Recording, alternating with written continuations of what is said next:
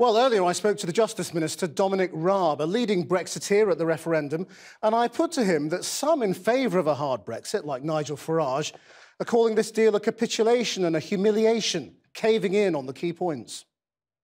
I love the fact that Channel 4 is quoting Nigel Farage and UKIP. They're, of course, struggling for relevance precisely because we're giving effect to the referendum. But are they right? And we're making a success of these negotiations. No, they're not. We're a third of the way through a 2-year negotiation period. We've today settled the issue of EU nationals here and the 1 million UK expats abroad. We've opened the door to trade talks, very important for business confidence. And we've narrowed down the areas of disagreement and paved the way for the agreement on the thorny issues like the financial settlement and Northern Ireland. How often during the referendum campaign did you tell people that the European Court of Justice would still be ruling over British decisions for 10 years after people had voted? Well, first of all, that's wrong in terms of the reflection of the what's been agreed today. What's wrong about it? I'll explain. We're taking back control over our laws, and the UK Supreme Court will have the last word on the laws of the land. There is no question of anyone being able to sue the UK in the European Court of Justice, whether it's an EU national, the European Commission, or an EU member state. No, I didn't say that. I didn't say that. The quote says, but you're trying to mislead where your viewers. Judges consider a European court ruling on the question is necessary. So British judges may acknowledge that a European court ruling is necessary for another 10 years. How often did you tell people that? No, sorry, you're totally willfully skewing what the reality is. Let me explain it to you, and then your viewers get a fair account. What we've said is, in relation to EU nationals, and there are reciprocal arrangements for UK expats abroad, we will reflect the rights in UK law. UK courts will decide it. If the Supreme Court, for a limited period of 8 years, not 10, so that limited period will be able to refer a point of interpretation to the ECJ. And the reason that's important, and we should do that, is because it makes sure that UK expats have their rights protected in the same way and on a level playing field with EU nationals here. When does this 8 years in which UK courts will ask for European rulings begin?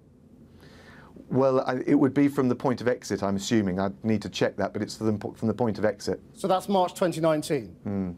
Yeah, that's more than 10 years after people voted, isn't it? That's why I said 10 years, not 8. Well, it's like you're really trying to just tell people the facts. No, come on. You're having me on. The point I'm making is it's 8 years from the point of exit. That's what's in the joint agreement today. Why have you agreed to full alignment with those rules of the internal market and the customs union? We haven't. So again, willfully That's what it says in the text. No, what it says in the text is if we don't agree any of the other models, in relation to Northern Ireland and the Southern cooperation with the Republic of Ireland, there would be alignment. And what that means is that on some of the issues, for example, of borders or customs, you would agree the ends, but what full alignment means is you agree the ends, but you have control over the means to deliver it. So all our regulations would have to be aligned with EU regulations. That's what you're saying, isn't it? No, it's the opposite. That's what full alignment means. No, it doesn't. You're just wrong. So which regulations could we drop? First of all, it's only in relation to the North-South, the relationship between Northern Ireland and the Republic of Ireland. Second of all, alignment, what full alignment means is alignment of the regulatory objectives, but it leaves you discretion and room for manoeuvre on the means to achieve that. Yeah. Which rules and regulations only apply to Northern Ireland and don't apply to the rest of the United Kingdom? What proportion of them? Well, I don't know off the top of my head, but the point is all of the detail of this will be ironed out. I think in the area of Northern Ireland, what you've got there is the contours of some principles that have been agreed to guide us in the future. But it's certainly fair to say that there's still a lot of detail to be ironed out in relation to Northern Ireland. Now, if we are fully aligned to EU rules, can we be free to negotiate free trade deals with other countries?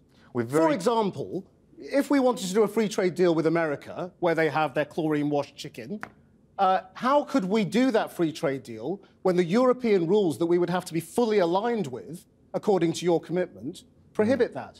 Let me reiterate again. The Prime Minister has been crystal clear, and we're coming out of the customs union and the single market precisely in order that we can strike free trade deals with other countries around the world. But equally, free trade, energetic free trade, doesn't mean we dilute all of our standards here in the UK, that we could turn Britain into some bargain basement. We're not saying that. Free trade is about the win-win of free trade. It's good for business, it's good for jobs, it's good for productivity. Right.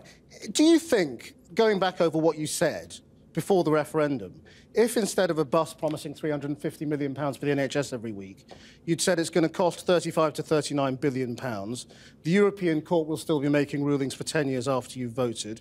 We will have full alignment with European rules where it comes to the single market and the currency union. People would still have voted the way they did.